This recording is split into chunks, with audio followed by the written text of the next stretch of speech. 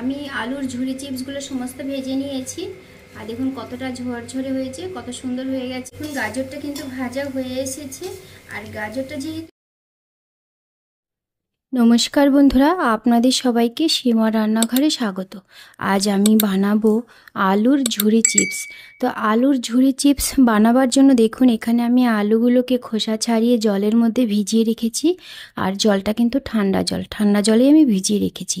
তো একদম অনুষ্ঠান বাড়ির মতো করেই কিন্তু আমি আলুর এই ঝুরি চিপসটা ভাজবো। তো আপনারা আমার সঙ্গে থাকুন, পুরো ভিডিওটা দেখুন, স্কিপ করে যাবেন না। তবেই বুঝতে পারবেন আমি কত সহজেই সামান্য উপকরণ দিয়ে অল্প সময়ের মধ্যে আমি এই রেসিপিটা বানিয়ে নিচ্ছি। তো যারা আমার চ্যানেলটা নতুন দেখছেন তারা অবশ্যই একটা সাবস্ক্রাইব করবেন, পাশে বেল আইকনটি ক্লিক করবেন, যাতে করে প্রতিদিন যে আমি ভিডিওগুলো ছাড়ছি সেই ভিডিওগুলো সবার প্রথমে আপনাদের কাছে পৌঁছে যায়। আর যদি ভালো লাগে রেসিপিটা তাহলে একটা লাইক করবেন, শেয়ার করবেন, কমেন্ট করে জানাবেন। যারা ফেসবুক পেজ থেকে দেখছেন তারা ফেসবুক পেজটি ফলো করে আমার সঙ্গে থাকবেন। তো দেখুন আলুটাকে তো আমি প্রথমে খোসা ছাড়িয়ে ভিজিয়ে নিয়েছি। এখন আমি আলুটাকে জল থেকে ঝরিয়ে নেব। তো দেখুন আলুর যে ঝুরি চিপস বানাবো তার জন্য আমি একটা সরু মতো গ্রেটার নিয়ে নিয়েছি। এই গ্রেটার দিয়ে আলুটাকে সুন্দর করে গ্রেট করে নেব। তো একটা আমি থালা নিয়ে নিয়েছি। দেখুন এই গ্রেটারটাকে এইভাবে ধরে এইভাবে করে আলুগুলোকে গ্রেট করে নেব। এরকম করে করব না, কিন্তু একভাবে এইরকম করে উপর থেকে দিয়ে দিয়ে আলুটাকে গ্রেট করব। তাতে করে কি হবে, প্রত্যেকটা আলু খুব সুন্দরভাবে গ্রেট হবে। এই যে দেখুন এরকম প্রত্যেকটা আলু সুন্দরভাবে গ্রেট হচ্ছে। তো আমি আলুটাকে গ্রেট করে নিই, তারপর আমি আপনাদের আবার দেখাবো। দেখুন আলুটাকে আমি সুন্দরভাবে গ্রেট করে নিয়েছি আলুটা। তো এই আলুটাকে আমি এই দেখুন একটা পাত্রে আমি জল নিয়ে নিয়েছি। এই জলের মধ্যে আমি আলুটাকে ভিজিয়ে রাখবো। ভিজিয়ে রেখেই দেবো না, আলুটাকে জল পাল্টিয়ে পাল্টিয়ে আমি 6 থেকে 7 বার ধুয়ে নেব। তো দেখুন আমি জলের মধ্যে দিয়ে দিচ্ছি। আর বেশি করে আমি একটা বড় পাত্রের মধ্যে নিয়ে জল দিয়ে ভালো করে আমি ধুয়ে নেব আলুটাকে। আর দেখুন আলুটাকে আমি জলের মধ্যে ভিজিয়েছি, জলে কতটা নোংরা জল বেরিয়েছে। তো এই নোংরা জলটা যতক্ষণ না পরিষ্কার জলে পরিণত হচ্ছে ততক্ষণ ধরে আমি আলুটাকে ধুতেই থাকবো। আলুটাকে একটু ধুয়ে পরিষ্কার করে নিই আমি। দেখুন আলুটাকে আমি ধুয়ে নিয়েছি আর কতটা নোংরা জল বেরিয়েছে। আলুটাকে আমি এরকম করে ধুয়ে নিয়েছি। তো দেখুন এখানে আমি একবার ধুয়েছি আলুটাকে, একবার ধোয়াতে আলুটা থেকে এরকম নোংরা জল বেরিয়েছে। যতক্ষণ না পরিষ্কার জল বের হচ্ছে ততক্ষণ আমি আলুটাকে বারবার করে জল পাল্টিয়ে ধুতে থাকবো। তো দেখুন আলুগুলোকে আমি কিন্তু খুব সুন্দর করে ধুয়ে নিয়েছি। আর জলটা কত পরিষ্কার হয়েছে, দেখুন জলটা একদমই পরিষ্কার টলটলে। তো দেখুন আলুর গায়ে আর কোনো ময়লা নেই। তো আলুটাকে আমি এইভাবে জলের মধ্যে ভিজিয়ে রাখবো 4-5 মিনিট ধরে। আলুটাকে তো আমি সাইডে জলে ভিজিয়ে রেখেছি। এই ফাঁকে আমি দেখুন এখানে আমি দুটো গাজর নিয়ে নিয়েছি। গাজরেরও আজকে আমি ঝুরি চিপস বানাবো। যেমন করে আমরা আলুর ঝুরি চিপসটা খাই সেরকম করে আজকে আমি গাজরের ঝুরি চিপস বানাবো। তো আপনারা আমার সঙ্গে থেকে পুরো ভিডিওটা দেখতে হবে, কিন্তু না দেখলে কিন্তু বুঝতে পারবেন না কিভাবে আমি এই রেসিপিটা বানাচ্ছি। তো দেখুন একটা আমি গ্রেটার নিয়ে নিয়েছি ছোট। এই গ্রেটার দিয়ে গাজরটাকে গ্রেট করে নেব। যেইভাবে করে আমরা আলুটাকে গ্রেট করেছি সেইভাবে করে গাজরটাকেও গ্রেট করে নেব। তো দেখুন গাজরের প্রথমে আমি মোটা অংশটাকে দিয়ে গ্রেট করে নিচ্ছি। একদম ওপর থেকে এইভাবে টেনে টেনে করতে হবে, এরকম করে ঘষলে কিন্তু হবে না, ওপর থেকে এইভাবে করে করতে হবে। তাতে করে যে আলু বা গাজর যাই গ্রেট করি না কেন খুব সুন্দরভাবে এরকম করে ছাড়া ছাড়া হয়ে পড়বে। আমি গাজরটাকে একটু গ্রেট করে নিই। দেখুন গাজরটাকে সম্পূর্ণ আমি গ্রেট করে নিয়েছি। তো গাজরটাকে কিন্তু আর জলে ভিজিয়ে রাখার দরকার নেই। গাজরটাকে শুধুমাত্র আমি দুবার ধুয়ে নেব। ধুয়ে ভালোভাবে নিংড়ে নেব যেন এক ফোঁটাও গাজরের গায়ে এরকম রস না থাকে। তো আমি গাজরটাকে এরকম করে ভালো করে জল দিয়ে পরিষ্কার করে ধুয়ে নেব দুবার করে। তো দেখুন গাজরগুলোকে কিন্তু আমি ভালো করে ধুয়ে খুব সুন্দর করে নিংড়ে নিয়েছি, একটুকুনো আর জল বেরোবে না। তো দেখুন এইরকম একদম ঝরঝরে কিন্তু করতে হবে। আর গাজরটাকে এই দেখুন এই যে গাজরটাকে আমি ভালো করে ধুয়ে নিয়েছি। গাজরে এরকম নোংরা জলটা বেরিয়েছে, এই জলটাকে কিন্তু ফেলে দিতে হবে। তো গাজরটার গায়ে যেন একদমই জল না থাকে, খুব ভালো করে কিন্তু নিংড়ে নিতে হবে। আলুগুলোকে যে আমি ভিজিয়ে রেখেছিলাম জলে, তো আলুগুলো জল থেকে এখন আমি তুলে খুব ভালো করে নিংড়ে নেব। একটুকুনে যেন আলুর গায়ে জল না থাকে সেই রকম করে খুব ভালো করে এইভাবে আমি জলটাকে ঝরিয়ে নেব। এই যে দেখুন এরকম করে ঝরঝরে করে নিতে হবে। তো এই যে দেখুন আলুগুলোকে কিন্তু আমি খুব সুন্দরভাবে জল থেকে নিংড়ে আলাদা করে নিয়েছি। আর এই যে সেই আলু ধোয়া জল, তো আলুগুলোকে ঝরঝরে করে আমি নিংড়ে নিয়েছি। তো চলুন আলুটাকে এখন আমি ভেজে নিই। তো দেখুন আলুর ঝুরি চিপস ভাজার জন্য আমি উনুনে একটা কড়াই বসিয়ে দিয়েছি, আর কড়াইটা গরম হয়ে গেছে। কড়াইয়ের মধ্যে এখন আমি দিয়ে দেবো তেল।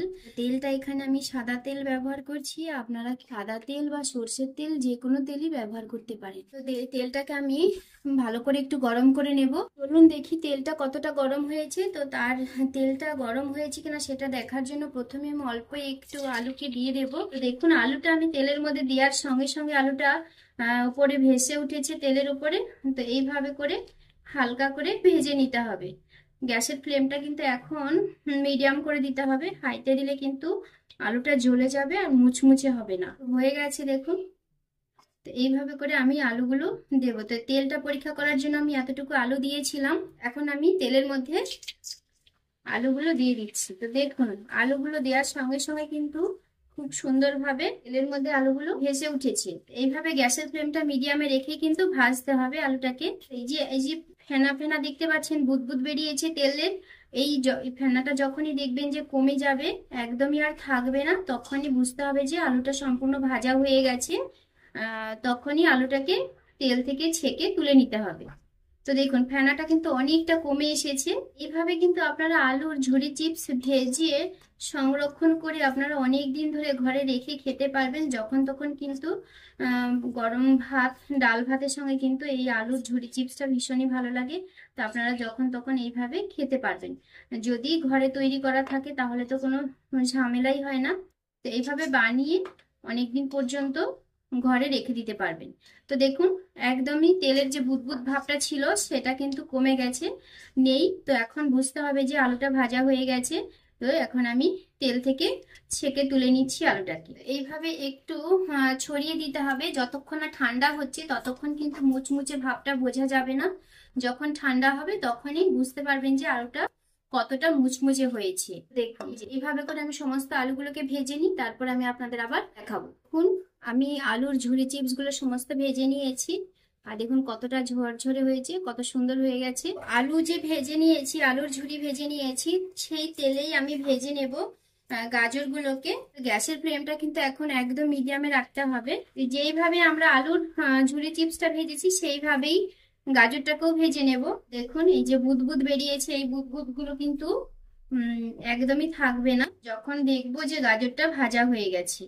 গাজরের ঝুড়িগুলো কিন্তু ভাজা হয়ে গেছে। এখন আমি এগুলোকে তেল থেকে ছেঁকে তুলে নেব। একদম একইভাবে ভাজতে হবে, যেইভাবে করে আলুর ঝুড়ি চিপস আমরা ভেজেছিলাম সেইভাবে করে কিন্তু গাজরের ঝুড়ি চিপসটাকেও ভাজতে হবে। আপনারা যাই চিপস ভাজুন না কেন, হলেও কিন্তু নুন দেয়া চলবে না। নুন দিলে কিন্তু মুচমুচে থাকবে না, নেতিয়ে যাবে। প্রথমে মুচমুচে থাকবে, তারপরে ধীরে ধীরে যখন ঠান্ডা হবে তখন কিন্তু নেতিয়ে যাবে। তার জন্য নুনটা কিন্তু প্রথমে দেওয়া যাবে না। যখন আমরা কাঁচা অবস্থাতে রাখবো আলু বা যে কোনো যে জিনিসটা আমরা চিপস ভাজবো সেটার প্রথমে নুন দেওয়া যাবে না। তো দেখুন গাজরটা কিন্তু ভাজা হয়ে এসেছে। গাজরটা যেহেতু হলুদ রঙের, সেই জন্য ভাজার পরে যখন চিপস ভাজা হয়ে যাবে গাজরের কালারটা কিন্তু হালকা কালচে কালারের হয়ে যাবে। তাতে কোনো ভয়ের কিছু নেই, যেহেতু মুচমুচে ভাজা হচ্ছে সেই জন্য ওইরকম কালারটা হয়ে যাচ্ছে। তো দেখুন গাজরটা কিন্তু ভাজা হয়ে গেছে। এখন আমি তেল থেকে ছেঁকে তুলে নিচ্ছি। কালারটা এরকম একটু হালকা কালচে ভাব হয়েছে বলে যে ভয়ের কিছু আছে সেটা কোনো ব্যাপার নয়।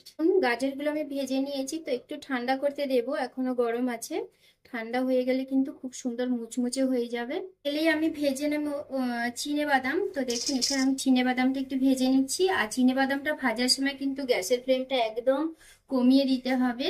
কমিয়ে দিয়ে নেড়ে চেড়ে এইভাবে ভেজে নিতে হবে। বাদামগুলো ভাজা হয়ে গেছে, এখন আমি বাদামগুলোকে তুলে নিচ্ছি। এখানে বাদামগুলোর সঙ্গে কিন্তু আপনারা কারিয়া পাতাও ভেজে দিতে পারেন। তো আমার কারিয়া পাতাটা ঘরে ছিল না, তাই আমি ভেজে দিতে পারিনি। আপনাদের যদি ঘরে থাকে তাহলে অবশ্যই দিতে পারেন, তাতেও কিন্তু ভালো লাগবে কারিয়া পাতা দিলে। দেখুন বাদামটাও ভেজে নিয়েছি। তো চলুন আলু ভাজার সঙ্গে মিশিয়ে নিই বাদাম ভাজাটাকে। তো চলুন আপনাদের একটু দেখিয়ে দিই গাজরগুলো কতটা মুচমুচে হয়েছে। এই দেখুন কতটা মুচমুচে হয়েছে গাজরটা। দেখছেন তো। তো গাজরের ঝুরি চিপসটাও কিন্তু খুব সুন্দর হয় খেতে, আলু ভাজার মতোই হয় টেস্টি। তো আপনারা বাড়িতে অবশ্যই এইভাবে একদিন বানাবেন। তো এখন আমি কি করব, এই যে আলুর ঝুরিটা ভেজেছি, আলুটা কতটা মুচমুচে হয়েছে সেটাও একটু আপনাদের দেখিয়ে দিই। এই দেখুন, দেখেছেন কতটা মুচমুচে হয়েছে। তো এইভাবে কিন্তু আলুটাকে ভেজে আপনারা বেশ কয়েকদিন ঘরে রেখে দিয়েও খেতে পারবেন। তবে হ্যাঁ, যখন আপনারা ঘরে রেখে দেবেন আর নুন কিন্তু দেবেন না, নুন দিলে কিন্তু নেতিয়ে যাবে আলুটা আর ভালো লাগবে না খেতে। তো এখন আমি এই আলু ভাজার সঙ্গে মিশিয়ে দিচ্ছি বাদাম ভাজাটা, আর এর মধ্যে দিয়ে দেবো আমি সামান্য একটু চাট মশলা। তো আপনারাও নুনটাও দিতে পারেন, আবার যদি নুন না দিতে চান, চাট মশলা দিতে চান, তাহলেও দিতে পারেন। নুনটা কিন্তু দেবেন যখন তার কিছুক্ষণ পরেই কিন্তু খেয়ে নিতে হবে, নুন দিয়ে রাখলে কিন্তু নেতিয়ে যাবে আলু ভাজাটা। তো আমার এই রেসিপিটা আপনাদের কেমন লাগলো সেটা কমেন্ট করে জানাবেন। যদি ভালো লাগে তাহলে লাইক করবেন, শেয়ার করবেন। যারা আমার চ্যানেলটা নতুন দেখছে তারা অবশ্যই একটা সাবস্ক্রাইব করবেন, সে বেল আইকনটি ক্লিক করবেন, যাতে করে প্রতিদিন যে আমি ভিডিওগুলো ছাড়ছি সেই ভিডিওগুলো সবার প্রথমে আপনাদের কাছে পৌঁছে যায়। তো সবাই ভালো থাকবেন, সুস্থ থাকবেন, সবাইকে টাটা।